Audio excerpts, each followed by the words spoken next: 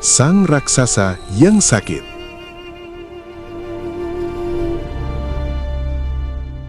Bayangkan sebuah kekaisaran yang membentang di 3 benua. Penguasanya bukan sekedar raja, melainkan khalifah bayang-bayang Tuhan di bumi bagi jutaan umat Islam dari Maroko hingga Nusantara.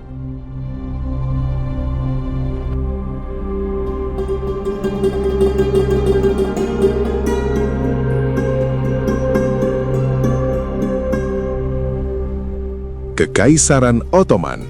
Selama 600 tahun, mereka adalah definisi kekuatan. Namun, pada awal abad ke-20, raksasa ini sedang sekarat.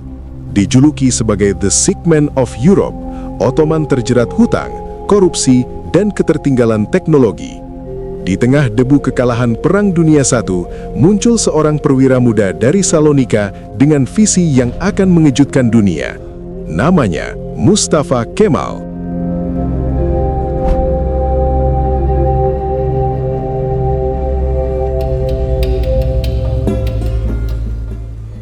Bagi Sultan, Mustafa Kemal adalah pemberontak. Bagi rakyat, ia adalah harapan terakhir. Disinilah terjadi dualitas kepemimpinan. Istanbul yang tunduk pada sekutu, dan Ankara yang memilih mengangkat senjata.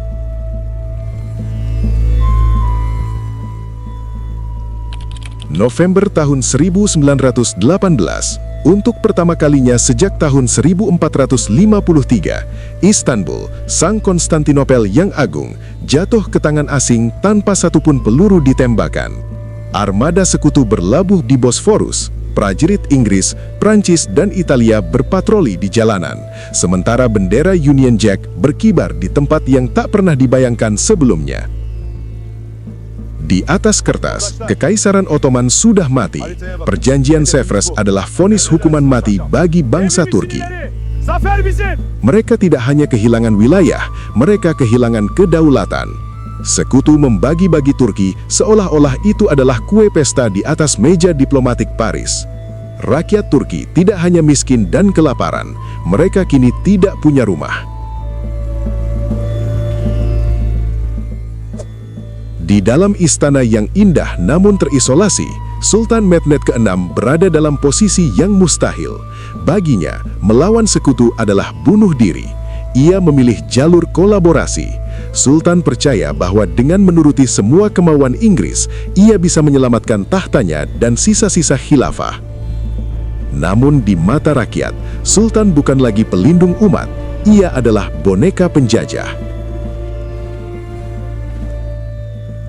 Istana mengirim Mustafa Kemal ke Anatolia dengan satu misi, melucuti senjata sisa tentara Ottoman agar tidak melawan sekutu. Tapi Sultan salah menilai pria ini. Bukannya membubarkan tentara, Kemal justru menyatukan mereka. Hürriyet mücadelemiz de yanmalı. Anadolu'nun her karışı bizimdir. Zafer Domar. Hazır, hazır. Ia membakar semangat para petani, ibu-ibu, dan sersan tua. Fedakarlığı yapacağız. Mendengar ini, istana murka. Sultan mengeluarkan fatwa mati bagi Mustafa Kemal. Sang pahlawan Gallipoli kini resmi menjadi buronan negaranya sendiri.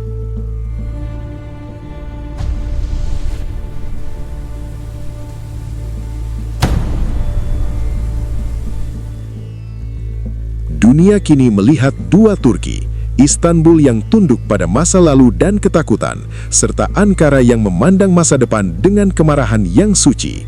Sultan menjanjikan keselamatan melalui kepatuhan, sementara Mustafa Kemal menjanjikan kehormatan melalui perlawanan. Disinilah letak pengkhianatan terbesar, ketika pemimpin sebuah bangsa lebih takut kehilangan tahtanya daripada kehilangan negaranya. Ankara will be our heart. From here, we rise. Anatolia, tahun 1919. Di tanah yang kering dan berdebu ini, sebuah janji diucapkan. Mustafa Kemal menyatakan, kedaulatan bukan diberikan, tapi direbut. Vaanızın bağımsızlığı için buradayız. Bu kutsal mücadele verilmeliyiz. Zafer bizim olacak, asla vazgeçmeyiz. Şimdi harekete geçme zamanı. Ia memutus hubungan dengan istana Istanbul yang korup dan mendirikan Majelis Agung Nasional. Bagi sekutu, ini adalah lelucon. Bagi sultan, ini adalah makar. Tapi bagi rakyat Turki, ini adalah satu-satunya jalan pulang.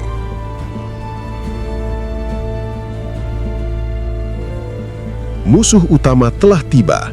Pasukan Yunani yang didukung penuh oleh Inggris mendarat dengan ambisi Megali Idea, membangkitkan kembali Kekaisaran Bizantium. Mereka merangsek masuk ke pedalaman, membakar apa saja yang dilewati. Jarak mereka kini hanya 80 km dari Ankara. Jika Ankara jatuh, tamatlah riwayat bangsa Turki. Mustafa Kemal tidak hanya memiliki tentara, ia memiliki sebuah bangsa. Dalam perintah nasional, ia meminta setiap rumah menyumbangkan pakaian, makanan, dan tenaga. Inilah keajaiban Anatolia, ibu-ibu yang menggendong bayi di satu tangan dan peti amunisi di tangan lainnya. Mereka bertaruh nyawa agar anak cucu mereka tidak lahir sebagai budak bangsa lain. Agustus tahun 1921, Sungai Sakarya menjadi saksi bisu neraka selama 22 hari, 22 malam. Kemal mengeluarkan perintah yang mengubah taktik perang dunia.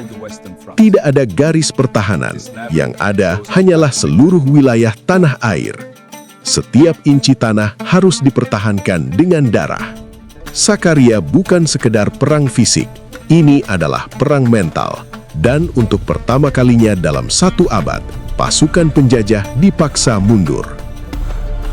9 September tahun 1922, Izmir jatuh kembali ke tangan Turki. Pasukan Yunani kocar-kacir kembali ke laut. Cepat naik, kapal mau berangkat. Pergi sekarang, sebelum terlambat. Kemenangan militer ini memaksa sekutu duduk di meja perundingan Lausan.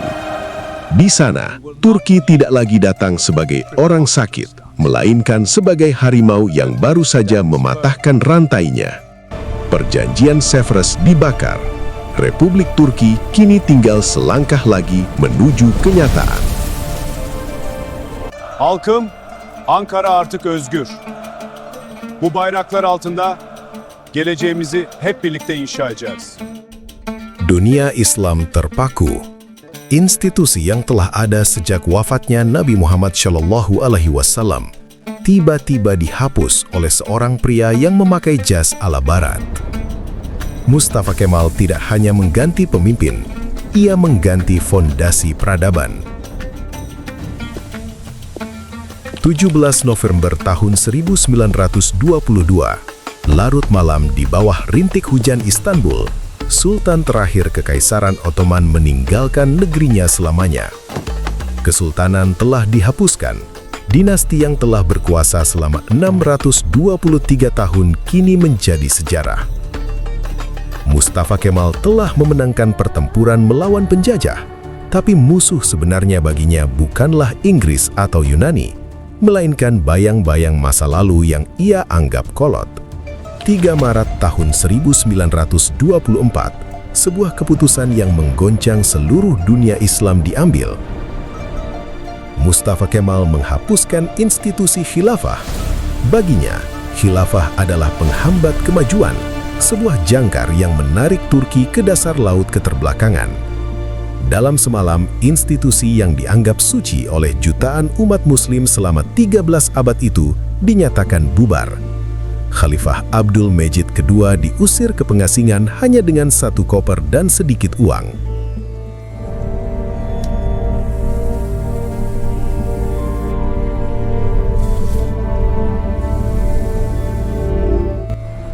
Operasi radikal dimulai.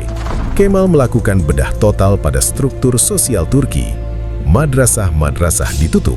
Hukum syariat yang telah mengatur kehidupan rakyat selama ratusan tahun dibuang ke tong sampah sejarah, digantikan oleh Kode Sipil Swiss. Mustafa Kemal ingin memisahkan urusan Tuhan dari urusan negara. Agama, katanya, adalah urusan hati, tapi negara adalah urusan sains dan peradaban. Perubahan ini tidak terjadi tanpa darah. Bagi rakyat di pedalaman Anatolia, menghapus khilafah adalah menghapus nyawa mereka. Pemberontakan pecah di sana-sini atas nama agama. Namun Mustafa Kemal tidak mengenal kompromi. Pengkhianat peradaban harus disingkirkan, tegasnya. Pengadilan kemerdekaan dibentuk untuk mengadili siapapun yang berani menghalangi jalan menuju Turki yang sekuler. Mustafa Kemal kini bukan lagi sekadar jenderal perang. Ia adalah arsitek tunggal yang sedang menghancurkan puing-puing kekaisaran Islam untuk membangun sebuah republik yang dingin, modern, dan sangat barat.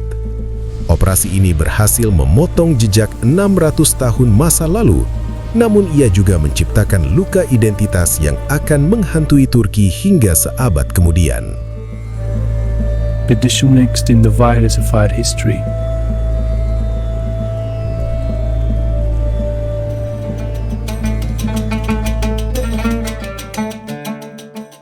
Bagi Mustafa Kemal, kemajuan dimulai dari apa yang dipakai di kepala.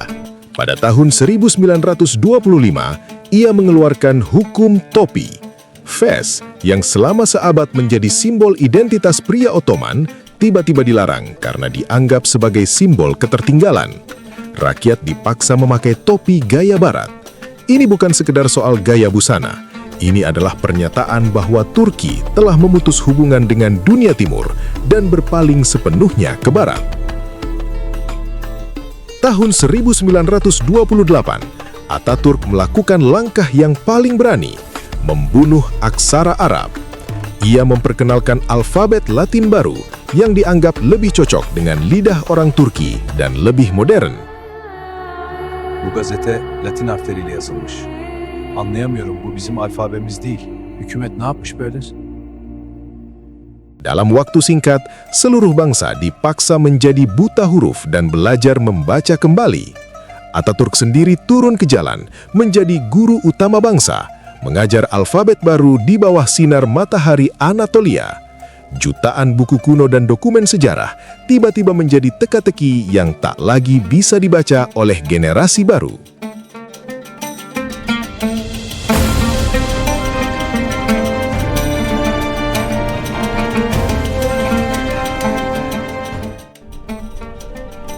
Revolusi ini tidak akan lengkap tanpa wanita.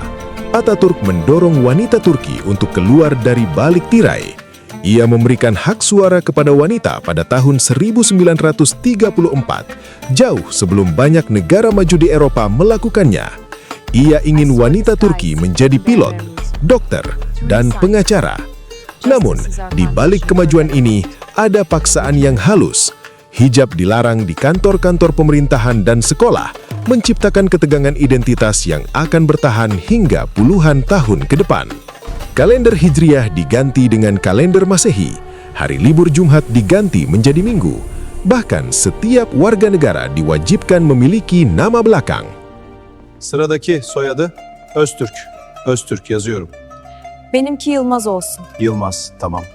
Sıradaki adın ne?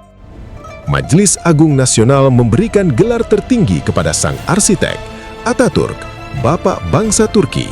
Ia telah mengubah cara rakyatnya berpakaian, menulis, berdoa, bahkan cara mereka mengidentifikasi diri sendiri. He changed everything. Warisan dan paradoks Turki modern. Mustafa Kemal Ataturk adalah seorang visioner bagi sebagian orang dan penghancur tradisi bagi sebagian lainnya. Namun, satu hal yang pasti, tanpa operasi radikalnya, Turki mungkin tidak akan pernah ada di peta dunia hari ini. Ia membunuh khilafah untuk melahirkan sebuah bangsa. 10 November tahun 1938, Mustafa Kemal Ataturk menghembuskan napas terakhirnya. Seluruh negeri berhenti bernapas sejenak. Ia meninggalkan sebuah negara yang sama sekali berbeda dari yang ia temukan. Dari puing-puing kekaisaran teokrasi yang runtuh, ia melahirkan republik sekuler yang tangguh. Namun, revolusi yang dipaksakan dari atas ke bawah ini meninggalkan sesuatu di bawah permukaan. Sebuah kerinduan yang terpendam. Selama puluhan tahun setelah kematiannya, militer Turki menganggap diri mereka sebagai penjaga suci sekulerisme Atatürk. Setiap kali politik dianggap terlalu condong ke arah agama, tank-tank akan keluar dari barak. 1960, the military seizes power. 1980, tanks roll through the streets. Tradition is crushed. Western influence is protected. Kudeta demi kudeta dilakukan untuk memastikan bahwa sorban tidak akan pernah kembali menggantikan topi. Namun, semakin keras tekanan itu, semakin kuat akar religius masyarakat di pedalaman tumbuh dalam diam.